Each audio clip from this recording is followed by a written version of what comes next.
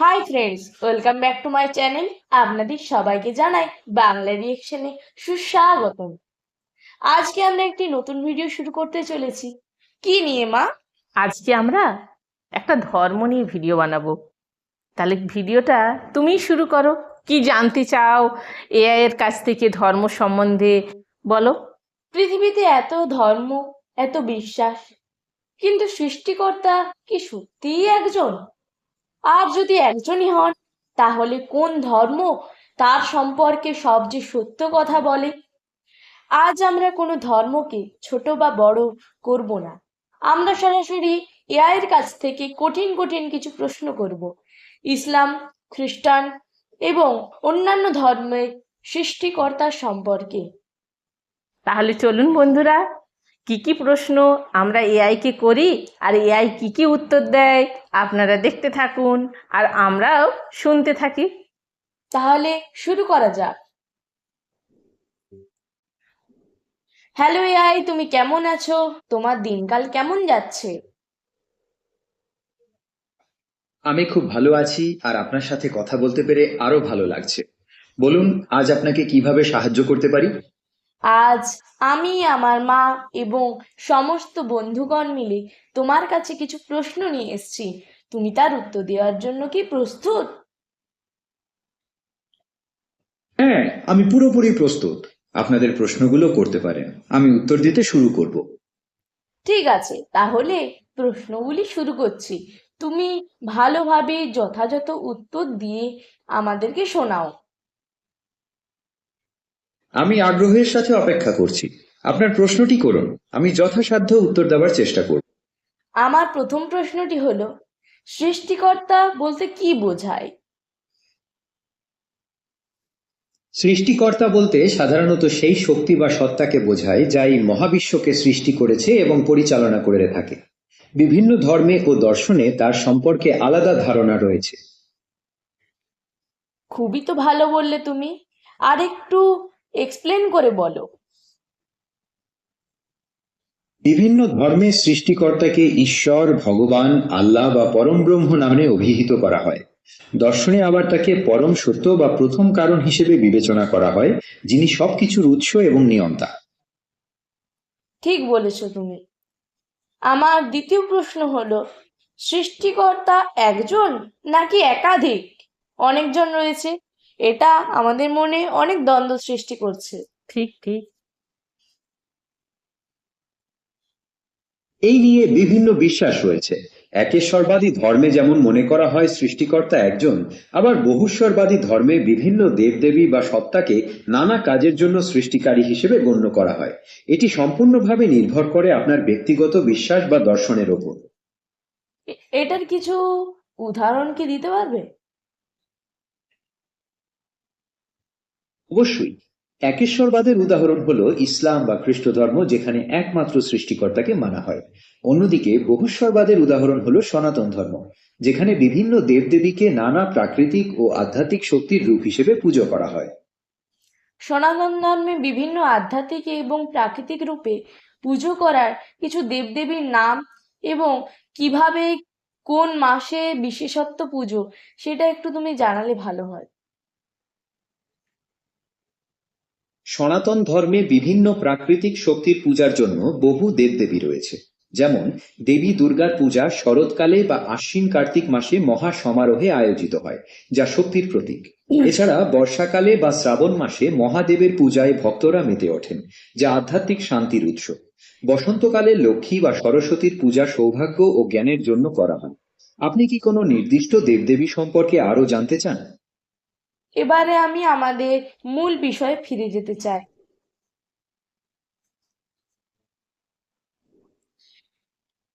সৃষ্টিকর্তার অস্তিত্বের পক্ষে কি যুক্তি রয়েছে, এটি আমাদেরকে ভালো করে বলো, এটা জানতে চাই। সৃষ্টিকর্তার অস্তিত্বের পক্ষে সবচেয়ে প্রচলিত যুক্তি হল এই মহাবিশ্বের অসাধারণ গঠন ও শৃঙ্খলা, যা কোনো বুদ্ধিমান ডিজাইন ছাড়া সম্ভব নয়। একে টেলিওলজিক্যাল আর্গুমেন্ট বলা হয়। এছাড়াও প্রতিটি ঘটনার পেছনে একটি কারণ থাকে, তাই মহাবিশ্বের সৃষ্টির পেছনেও একটি আদি কারণ বা সৃষ্টিকর্তা রয়েছেন, যা কসমোলজিক্যাল আর্গুমেন্ট নামে পরিচিত। যে দুটি নাম বললে ওগুলির বিষয়ে একটু বিশদে বললে ভালো হয়। টেলিওলজিক্যাল আর্গুমেন্ট হলো যখন আপনি কোনো জটিল ঘড়ি দেখেন তখন আপনি বুঝে নেন যে এর পেছনে একজন কারিগর রয়েছে। একইভাবে মহাবিশ্বের এত সূক্ষ্ম শৃঙ্খলা ও নিয়মবদ্ধতা দেখে মনে হয় যে এর পেছনেও একজন বুদ্ধিমান সৃষ্টিকর্তা আছেন। কসমোলজিক্যাল আর্গুমেন্ট হলো আমাদের চারপাশের প্রতিটি ঘটনার পেছনে কোনো না কোনো কারণ রয়েছে। এই কারণে আমরা যদি পিছন দিকে যাই তাহলে একটা সময় এমন কোনো জায়গায় পৌঁছতে হবে যার কোনো কারণ নেই, অর্থাৎ যিনি স্বয়ং কারণ এবং সবকিছুর উৎস। সেই কারণগুলির কিছু উদাহরণ তুমি কি দিতে পারবে? অবশ্যই। যেমন আপনি যদি একটি গাছ থেকে ফল পড়তে দেখেন তবে বুঝতে পারেন যে তার পেছনে মাধ্যাকর্ষণ শক্তি কাজ করছে। এবার যদি সেই মহাকর্ষ শক্তি আর তার কারণ নিয়ে ভাবেন তবে একসময় আপনাকে এই সৃষ্টির আদি উৎসের কাছে পৌঁছাতেই হবে। ঠিক আছে, এবার পঞ্চম প্রশ্নটা মায়ের মুখ থেকে শুনে নেওয়া যাক। মহাবিশ্ব কি নিজের থেকেই সৃষ্টি হতে পারে? হ্যাঁ, এটা খুব ইন্টারেস্টিং প্রশ্ন। এটা আমাদেরকে একটু বলো তো। বিজ্ঞানের জগতে এই নিয়ে অনেক তত্ত্ব রয়েছে।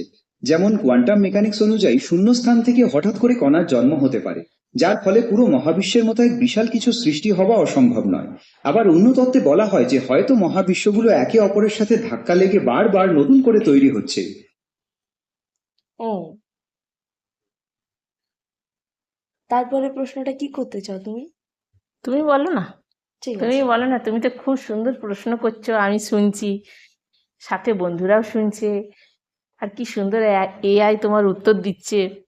তাহলে আমাকে আর পড়াতে হবে না, না। এআই এর কাছে সব পড়ে নেবো আমরা। হ্যাঁ, সৃষ্টিকর্তার অস্তিত্বের বিরুদ্ধে কি যুক্তি রয়েছে? সৃষ্টিকর্তার অস্তিত্বের বিরুদ্ধে সবচেয়ে বড় যুক্তি হল সমস্যা। অর্থাৎ যদি সৃষ্টিকর্তা সর্বশক্তিমান ও দয়ালু হন তবে পৃথিবীতে এত দুঃখ, কষ্ট ও অন্যায় কেন থাকে? No battery, please charge. এতে পারে যার ফলে সৃষ্টিকর্তার উপস্থিতি অনেকের কাছেই অপ্রয়োজন।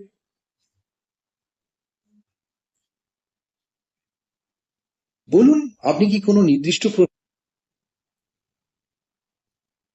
তাহলে জেমিনি, আমার পরের প্রশ্ন হচ্ছে, সৃষ্টিকর্তা যদি থাকেন তাকে কে সৃষ্টি করেছে এটা আমাদেরকে একটু বলো। সৃষ্টিকর্তার ধারণাটি মানুষের বিশ্বাসের উপর নির্ভর করে। অনেক দার্শনিক ও তাত্ত্বিকদের মতে সৃষ্টিকর্তা হলেন সেই পরম সত্তা যিনি সবকিছুর ঊর্ধ্বে এবং তাকে সৃষ্টি করার মতো কোনো উৎস নেই। তিনি নিজেই সৃষ্টির আদি ও অনন্ত উৎস। তিনি নিজেই কিভাবে সৃষ্টি হলেন? দার্শনিক দৃষ্টিভঙ্গি অনুযায়ী সৃষ্টিকর্তাকে সৃষ্টির বাইরে বিবেচনা করা হয়, তাই তিনি নিজে কিভাবে সৃষ্টি হলেন এই প্রশ্নটি এই ধারণার সাথে সঙ্গতিপূর্ণ নয়। তিনি অনাদি ও অনন্ত। ও, পৃথিবীতে এত ধর্ম কেন সৃষ্টি হয়েছে? পৃথিবীতে অনেক ধর্ম সৃষ্টি হওয়ার পেছনে ভৌগোলিক, ঐতিহাসিক এবং সাংস্কৃতিক কারণ রয়েছে। বিভিন্ন সমাজের মানুষ তাদের পারিপার্শ্বিক অবস্থা, বিশ্বাসের প্রয়োজনীয়তা এবং দর্শনের উপর ভিত্তি করে আলাদা আলাদা ধর্ম ও বিশ্বাসের পথ তৈরি করেছে। ইসলাম বা আল্লাহ সম্পর্কে কি বলা হয়েছে? ইসলাম ধর্মে বলা হয়েছে আল্লাহ হলেন একমাত্র সৃষ্টিকর্তা, পালনকর্তা এবং উপাসনার যোগ্য। ইসলামে একত্ববাদের ওপর জোর দেওয়া হয়েছে, যাকে তাওহীদ বলা হয়, এবং পবিত্র কোরআনে এ সম্পর্কে বিস্তারিত বলা হয়েছে।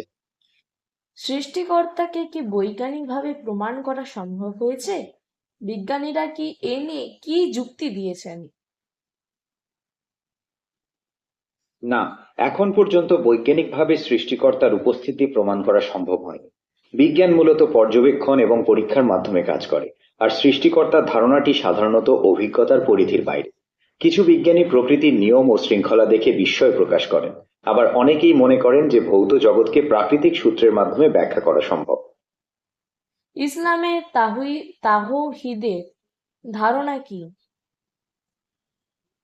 ইসলামের তাওহীদ হলো আল্লাহর একত্ববাদের ধারণা।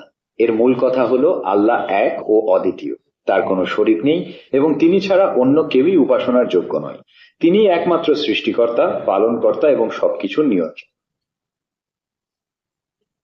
তাহলে বন্ধুরা, আজকে ভিডিওটি এই পর্যন্তই রইলো। অনেক কিছু জানতে পারলাম আমরা। হ্যাঁ, এবারে আবার আসবো অন্য আর একদিন নতুন আমরা ভিডিও, এখানে- নতুন প্রশ্ন নিয়ে। আমরা এখানে জানতে পারলাম ইসলামের তাওহীদের সম্পর্কে এবং আল্লাহ, ঈশ্বর এবং সৃষ্টিকর্তা, মহাবিশ্ব এবং অন্যান্য সম্পর্কে আমরা জানলাম এবং আপনারাও আমাদের সঙ্গে জানলেন। কেমন- আপনাদের কেমন লাগলো ভিডিওটি অবশ্যই কমেন্টে জানাতে ভুলবেন না কিন্তু। মা, এবারে বলো তোমার কেমন লাগলো ভিডিওটা? আমার খুব ভালো লেগেছে। আমরা পরবর্তী ভিডিওতে আবার অনেক কিছু জানবো। ততক্ষণ অবধি আপনারা সবাই ভালো থাকবেন, সুস্থ থাকবেন, সাবধানে থাকবেন। দেখা হচ্ছে পরের ভিডিওতে। Tata, bye bye.